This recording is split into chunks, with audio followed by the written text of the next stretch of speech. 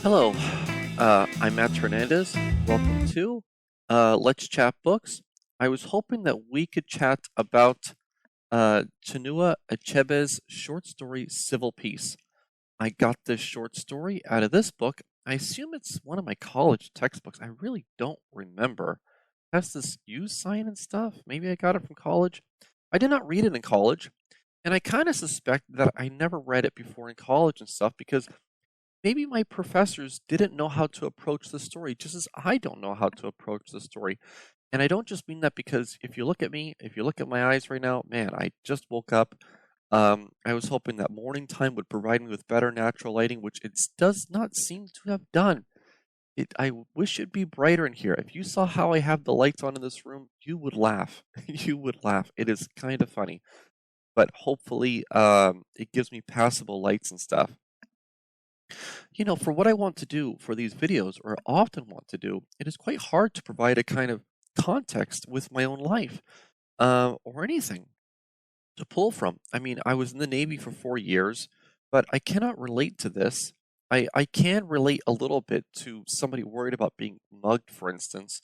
I would hear that in San Diego, if the if one's ship was at one of the two contractors near 32nd Harbor Street, people would say it could be dangerous to walk around there at night or to have your car parked outside of it. And I would hear about people's cars being stolen even after the warnings.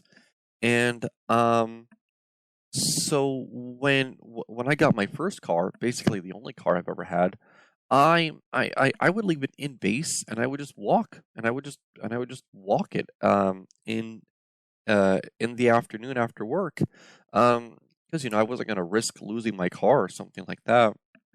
And there's a little bit of that here, worrying about losing one's bike, um, and a person in a raggedy police uniform.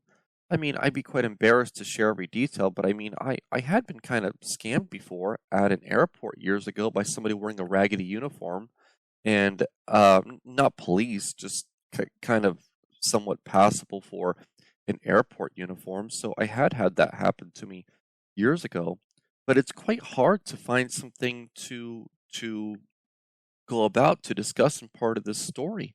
I actually had to listen to some readings of the story here on YouTube just to hear it sort of naturally read out loud, and that helped out quite a bit because I've known people in real life to say that they don't like it when stories try to write pronunciations that way it sounds like whatever accent and that kind of thing.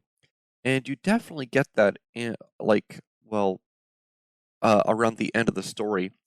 So I guess I'll read it, and I guess that'll be the easiest part of this story to show a page on the screen. I guess it's what people would remember most of. So it says, the second time the knocking came, it was so loud and imperious that the rickety old door could have fallen down. "Who is knocking?" he asked then, his voice parched and trembling.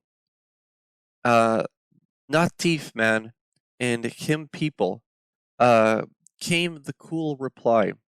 "Make you open the door."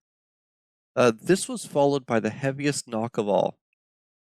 When I listen to somebody read this on YouTube, I can almost hear it. It wasn't like some kind of audio drama, but they did an incredibly good job. I mean, I'm going to be perfectly honest. When I read "make you open the door," it might not immediately come to my mind. "Make you open the door," but when I heard a reading of it, it was wonderful, wonderful. Maria was the first to raise the alarm. Then he followed in all their children. "Police, oh! Thieves, oh! Neighbors, oh! Police, oh! We are lost! We are dead! Neighbors, are you asleep? Wake up! Police, oh!" This went on for a long time, then stopped suddenly. Perhaps they had scared the thief away. There was total silence, but only for a short while. "You done finish?" asked the voice outside. Uh, make uh, make we help you small, oh yeah, everybody." Then they all sort of join in as a choir, all the thieves outside. "Police, oh, thief man, oh, neighbors, oh, We done lost? Oh. Police? Oh. There was at least 5 other voices besides the leaders. Jonathan and his family were now completely paralyzed by terror. Maria and the children sobbed inaudibly like lost souls. Jonathan groaned continuously. Yeah, it's quite a frightening scene.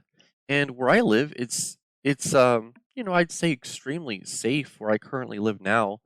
Um, I mean, you still have to have some consideration for one's own safety. I mean, lock your doors at night or whatever like that. But um, still comparatively where I live now versus, most anywhere in the US, it's incredibly safe and I cannot relate to some of these things in the story. So if I want to focus on short stories and some of this stuff, if I want to really show some pages on the screen and that kind of thing, it can be difficult with some of these stories. So I'd like to know maybe what you think of the story Civil Peace by Chinua Achebe. It is quite interesting. It is quite interesting. I cannot relate to part of this thing here. So they move to another place, and does he just sort of claim a house? I don't know. This is sometimes the interesting thing with short stories, right? That sometimes, they're almost so quick that you can almost miss something. Or I do feel like the author that this story wasn't just a piece of fiction he made up. I feel like there's enough cultural context here that different pieces of these things happen to different people. So he sort of pieced this together from different stories, and this very much could have happened to somebody. But there's quite a bit that I have a bit of trouble understanding. And this is definitely something that it would be nice to chat with people about.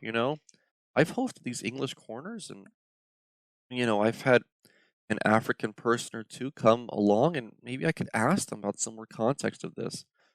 It is quite a fascinating story, and every time I've listened to it, because I had to listen to it several times to try to make this video, every time I listened to it, I got a little bit more out of it. It is short, but still quite fascinating. Okay, I don't have much more to say other than to repeat myself and ramble on some more, so have a wonderful day, and let's chat about books again some other time. Bye.